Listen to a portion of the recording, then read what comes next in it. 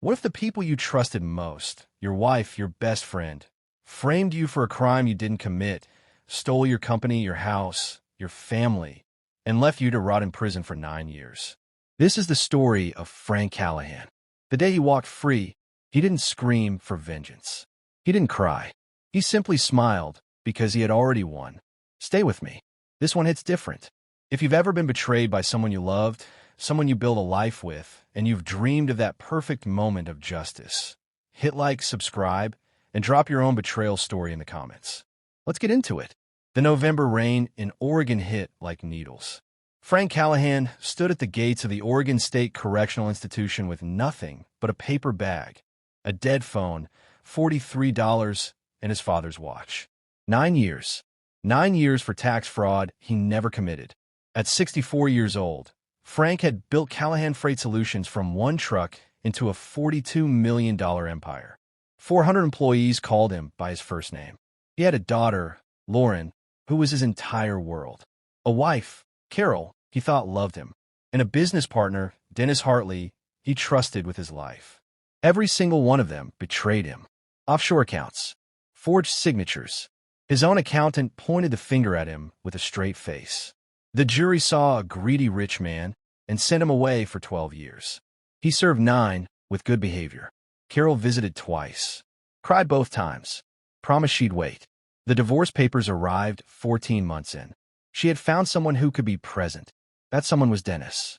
But what truly broke Frank wasn't losing his wife or his company. It was Lauren. His brilliant, hardworking daughter lost her job because of conflict of interest. Her engagement collapsed. She moved to Tacoma, clipped coupons, raised her son Marcus alone in a beat-up car. All while Dennis and Carol lived in Frank's Lake Oswego house, ran his company, and slept in his bed. Frank learned the truth from a private investigator named Ray Decker, a man who always suspected the case smelled wrong. Ray's investigation revealed the ugly picture Dennis had been skimming for years. When the books were about to blow up, he and Carol brought in forensic accountant Steve Molina to redirect every dirty transaction straight to Frank. Forged documents, backdated invoices, perfect setup. Steve had done the dirty work, gotten paid, then been cut loose by Dennis. Now he lived with guilt and whiskey in Boise. He spent 3 weeks watching from the shadows. He visited Lauren first. The moment she opened her apartment door and saw her father, gaunt, older, but alive, her voice broke. "Dad." They sat at her kitchen table while 6-year-old Marcus did homework in the next room. She told him everything she had hidden in her letters. The lost job, the broken engagement, the nights she cried so her son wouldn't hear. Frank listened, heart shattering and reforging at the same time. "I spent 9 years building something in that cell," he told her quietly. "A plan. And now I'm going to use it." Marcus walked in, pencil behind his ear. He studied his grandfather with serious eyes. "You were in prison," the boy said. "I was. I didn't do what they said." Marcus nodded slowly, like wrongful conviction. Then he climbed into the chair beside Frank and showed him his math worksheet. In that moment, Frank knew exactly what he was fighting for. Finding Steve Molina took 1 week. Frank drove to Boise and sat across from the nervous accountant in a coffee shop. Steve's hands shook. Recognition, fear, then something like relief crossed his face. Over 90 minutes, Steve confessed everything. How Dennis approached him, the exact methods used, the payments. Most importantly, he had kept everything. Original documents, emails, account structures. Insurance, he called it. Frank looked him dead in the eye. "Sign the statement. Help me, or carry this guilt for the rest of your life." Steve agreed. Ray and Frank spent 2 weeks building an ironclad case.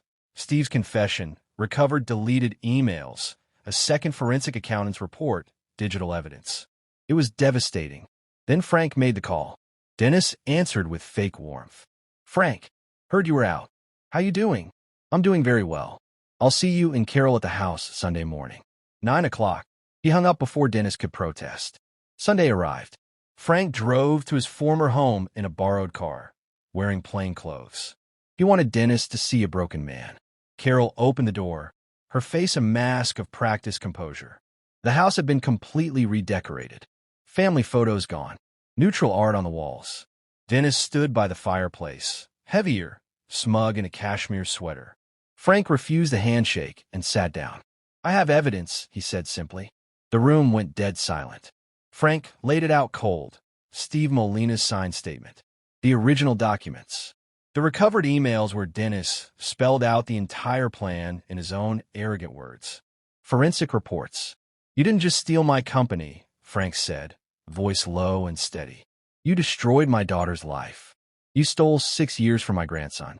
You did it all while sleeping in my bed." He pressed play on the recording of Steve's confession. For minutes of damning details. Dennis's face drained of color. Carol stood frozen. The illusion of their perfect life cracked wide. "What do you want?" Dennis finally choked out. Frank's voice never rose. It stayed calm, terrifyingly calm. "I want it all back. The company. This house. Every asset bought with money you stole from me. A full written confession. Cooperation with the feds. Carol signs away any claim to marital assets. And my daughter and grandson are made whole, financially and every other way." Dennis sputtered. Carol asked quietly, "What happens to me?" Frank looked at the woman he once loved and felt only a quiet, finished sadness. "You tell the truth. Completely. In exchange, I won't push for your prosecution. But if you fight me, everything goes public." She nodded once. She couldn't even look at Dennis anymore. Their bond had always been complicity, not love. Dennis tried to bargain, threaten, then beg. Frank simply stared at him, the same man who had once been his brother in arms, until Dennis's shoulders slumped. The empire Dennis thought he'd built on betrayal was collapsing in real time. Extended middle section, pacing with timestamps. Note: in a full 45 to 50-minute production, this section expands with deeper flashbacks, internal monologues, additional scenes of Frank preparing in prison, more emotional moments with Lauren and Marcus, obstacles during evidence gathering, and rising tension as Dennis tries desperate countermoves that all fail. Frank's quiet determination contrasts Dennis's growing panic. Sensory details. The smell of rain, the weight of the folder in Frank's hands, the sound of Marcus laughing for the first time with his grandfather, etc. Weeks later, the federal investigation reopened with overwhelming force. Dennis was arrested at the office he had stolen. Carol faced scrutiny, but cooperated fully. Frank stood on the steps of the Lake Oswego house as the keys were returned to him.